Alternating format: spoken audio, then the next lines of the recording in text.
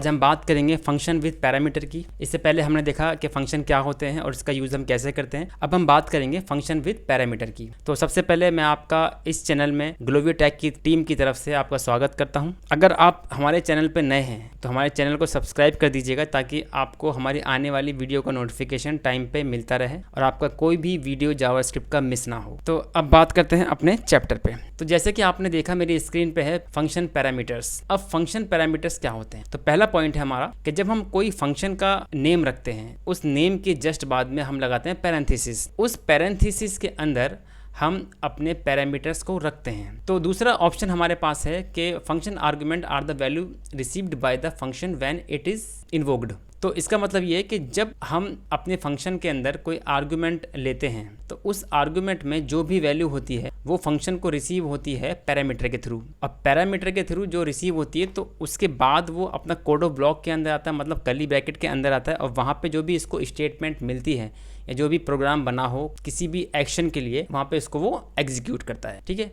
तीसरे में पैरामीटर, अगर हम फंक्शन की बात करें तो पैरामीटर और आर्गुमेंट इसमें इस तरह से बिहेव करता है जैसे लोकल वेरिएबल बिहेव करता है। मींस वेरिएबल क्या होता है कि वेरिएबल में असाइन एक वैल्यू होती है, तो एक लोकल वेरिएबल की तरह ये बिहेव करता है। जैसे कि हमने पहले बताया था आपको कि लोकल वेरिएबल और ग्लोबल वेरिएबल क्या होता है, तो हमारी वीडियो आप देख सकते हैं। तो जो आपका पैरामीटर्स हैं वो बिहेव करते हैं आपके वेरिएबल की तरह, और जो आपका आर्गुमेंट है वो वेरिएबल में असाइन वैल्यू की तरह बिहेव करते हैं। जैसा कि आप नीचे देख सकते हैं हमारा सिंटैक्स है। इसमें क्या है, जब हम एक फंक्शन को डिक्लेयर करेंगे, फंक्शन हमारा एक कीवर्ड है, उसके बाद में हम फंक्शन का कोई भी एक नेम देंगे। जैसे यहाँ पे लिखा हमने फंक्शन नेम, फंक्शन का कुछ भी नाम हो सकता है। उसके बाद में पैरेंथेसिस ऑन करेंगे, पैरेंथेसिस के अंदर हम लिखेंगे अपना पैरामीटर। पैरामीटर मल्टीपल टाइम्स हम लिख सकते हैं, जैसे पैरामीटर 1 है, पैरामीटर 2 है, और भी हो सकते हैं 3, 4, 5। उसके बाद में यहाँ पर हम अपनी कर्ली ब्रैकेट ऑन करेंगे और अपनी स्टेटमेंट यहाँ पर लिखेंगे। कर्ली ब्रैकेट के बाहर निकलने के बाद में हम फिर अपने फंक्शन को इन्वोक करेंगे, मतलब कॉल करेंगे। अब कॉल करते टाइम हम फंक्शन का यहाँ पे नाम लिखेंगे। ये वही फंक्शन होगा जहाँ फंक्शन को डिक्लेयर करने के टाइम पे हमने फंक्शन का नाम दिया था, तो उसी नाम को हम यहाँ पर यूज करेंगे। फंक्शन नेम वही होगा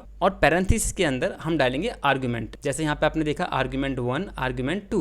अब इसका मतलब ये होगा, जैसे कि मैंने यहाँ बताया थर्ड पॉइंट में आपको कि ये लोकल वेरिएबल की तरह बिहेव करेगा। तो यहाँ पर पैरामीटर आपका वेरिएबल हो गया और ये आर्गुमेंट है वो वेरिएबल में असाइन एक वैल्यू हो गई। तो यहाँ पर क्या होगा कि जो आर्गुमेंट है जब ये इन्वोक करेगा, फंक्शन कॉल करेगा, तो जो आर्गुमेंट 1 है वो पैरामीटर 1 होगी और जो आर्गुमेंट 2 है वो पैरामीटर 2 में असाइन वैल्यू होगी। उसके बाद क्या होगा, जब यहाँ पर ये जाएगा और फंक्शन को कॉल करेगा तो जो वैल्यू उनको मिलेगी पैरामीटर 1 और पैरामीटर 2 को, वो वैल्यू मिलेगी हमें आर्गुमेंट से, और उसके बाद में कर्ली ब्रैकेट के अंदर आके जो भी स्टेटमेंट यहाँ पर होगी उसको प्लस कराना है, कॉन्कैट कराना है, मल्टीपल कराना है, डिवाइड कराना है, जो भी एक्शन आपको उसमें करवाना हो वो यहाँ पर प्रिंट हो जाएगा या एग्जीक्यूट हो जाएगा। तो आपने देखा कि पैरामीटर क्या होते हैं और उसका सिंटैक्स किस तरह से वर्क करता है। तो आगे थोड़ा सा और समझते हैं इसको। अब यहाँ पर है फंक्शन विदाउट पैरामीटर और फंक्शन विद पैरामीटर। अब यहाँ पे हमने कुछ डिफरेंसेस बताने की कोशिश की है कि अगर आप पैरामीटर का यूज करोगे तो आपको प्रोग्राम कैसे लिखना पड़ेगा, और अगर आप पैरामीटर और आर्गुमेंट का यूज करोगे तो प्रोग्राम आपको किस तरह से लिखना पड़ेगा।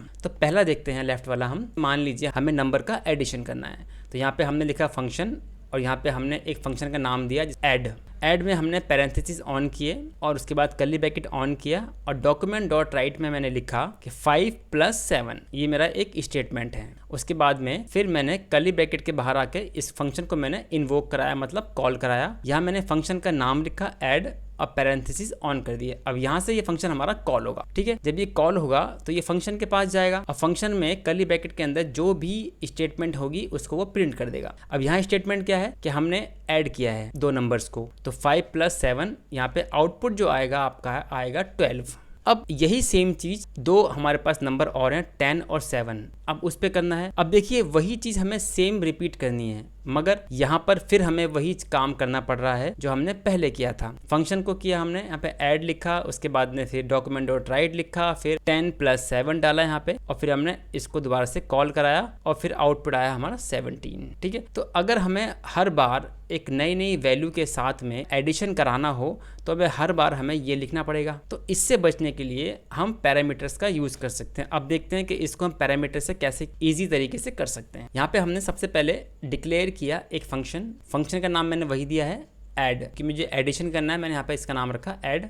उसके बाद कर्ली ब्रैकेट के अंदर मैंने दो पैरामीटर दिए, एक ए नाम से और एक बी नाम से। कर्ली ब्रैकेट मैंने यहाँ पे ऑन किया और इस कर्ली ब्रैकेट में मैंने लिखा डॉक्यूमेंट डॉट राइट ए प्लस बी, मतलब ए की वैल्यू और बी की वैल्यू यहाँ पे दोनों एडिशन कर देगा। मगर वैल्यू कहाँ से आएगी हमारे पास, हमने तो कोई वैल्यू दी नहीं है। अब हम वैल्यू जो लेंगे हम लेंगे आर्ग्यूमेंट से। यहाँ पर जब मैं फंक्शन को कॉल करवाता हूँ तो मैं लिखता हूँ ऐड, अब पैरेंथेसिस में 5 और 7 मैंने दो वैल्यू दे दी हैं इसके अंदर। मैंने बताया कि ये वेरिएबल लोकल वेरिएबल की तरह काम करता है, मींस ए में असाइन वैल्यू आपकी 5 है और बी में असाइन वैल्यू आपकी 7 है। तो जब ये यहाँ से कॉल करेगा तो सीधा आपके पास जाएगा फंक्शन के अंदर, यहाँ पर इसको दो वैल्यू मिलेंगी 5 और 7। उसके बाद में यहाँ पर ये डॉक्यूमेंट डॉट राइट में आएगा और यहाँ पे 5 + 7 यहाँ पर कर देगा, तो हमारा आउटपुट जो आएगा वो आएगा 12। अब मुझे हर बार एक नई नई वैल्यू के साथ में इसको एडिशन करना है, वो भी फंक्शन विद पैरामीटर से।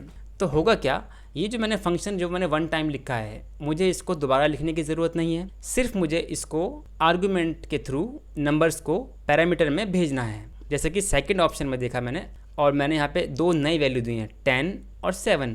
10 जो है वो असाइन होगा ए में और 7 जो है वो असाइन होगा बी में। तो यहाँ पर इसको दो वैल्यू मिली और यहाँ पे उसने अपने फंक्शन को एग्जीक्यूट कर दिया।